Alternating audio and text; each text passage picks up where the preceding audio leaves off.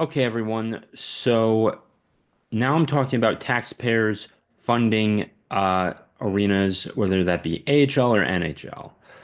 I'm against this, and for one simple reason. There are many fans, there are many people who are not fans of the NHL or even hockey. And it's not fair to them to fund a project that they're not even going to attend, and that just a small segment of the population um, even attends or even watches a game. You know, we hockey is popular, don't get me wrong, it is, but there's still a large portion of the population in North America that still does not watch hockey. So why are the taxpayers so why do they, as taxpayers, have to fund the operations? It's not fair. In Charlotte, the Hornets of the NBA play there, and the Checkers of the AHL also play there. They should be playing at the same venue, for one thing, and they should be using private funds.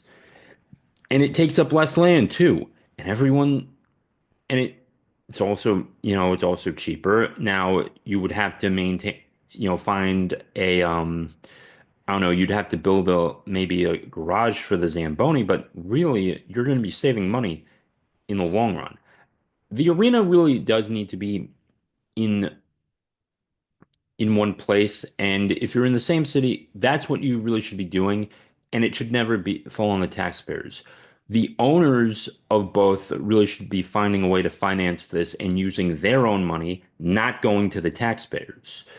And unless, you know, less land is going to be used, and you can use that for something else. I mean, in the NHL too. The Coyotes were playing at Arizona State's arena for a little while, and that was allowed too, and you got so much out of it too. And it was not, I don't think it was directly funded by taxpayers, but that's what you should do. You should be maximizing its utility. And you are only going to be playing 41 games out of the year, assuming you're not going to a Heritage Classic or a Winter Classic at all, and you're not making the playoffs. But if you do make the playoffs, you're probably going to be hitting close to 90 games. Um, you know, or I'm sorry, you're going to be hitting about just under 50 games, depending how about how deep you get into the playoffs and how many games you face too. So there could be 50 games played at one venue in the year. So there's that. But yeah.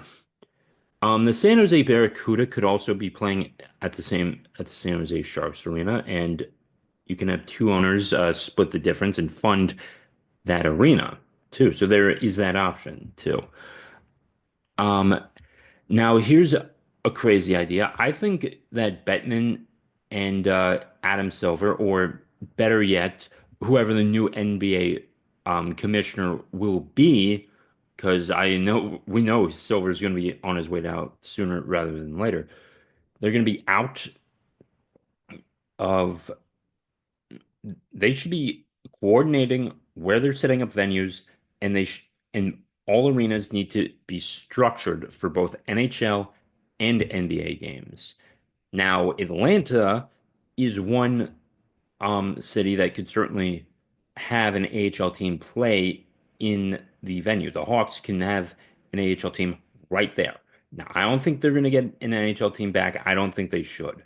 But if they ever wanted to put an AHL team there, they should put it in Atlanta, even though it's a very big city. It's the largest hub um, for switching flights. They should still keep it to that structure.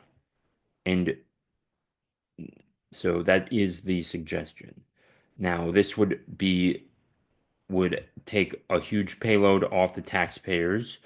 You could finance this with loans, and you would just purchase the land necessary to build if you ever did want to build it out.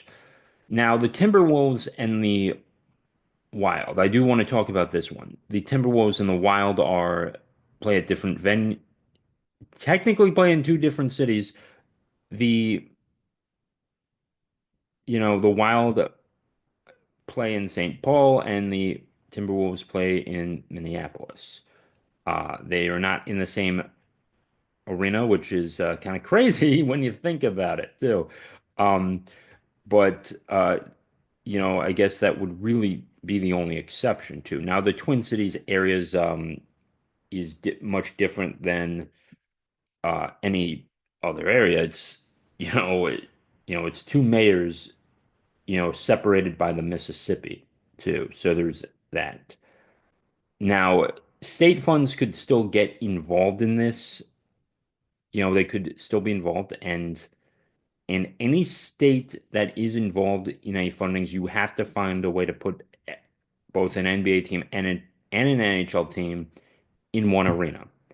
That's the exception. DC does it well with the Capitals and the Wizards and whoever is going to be utilizing this. I've advocated this before. This all should also should go for NFL and MLS teams too. And it doesn't matter if it looks bad for them. You should be finding a way to make, you know, to not have the taxpayers fund your operations. We don't fund AMC movie theaters as well. It doesn't even cost, I'm not even sure it costs $10 million to put up a building for all of that. I could be wrong on that, but it's certainly not 100 million to put one building there. And you could still have all the surround sound systems and everything. You have like 16 theaters and you have the popcorn vent. Like we don't fund AMC theaters to build, you know, to build it with taxpayers. They come in, they buy land, and they have to go pay off their loans to fund their operations. The big four sports leagues should be no different. And they need to be, and if they and they should find any way they can find to take the pressure off the taxpayers. They should do it. And and they shouldn't be seeking out special favors to to get a leg up over other competition in entertainment. So that'll do it.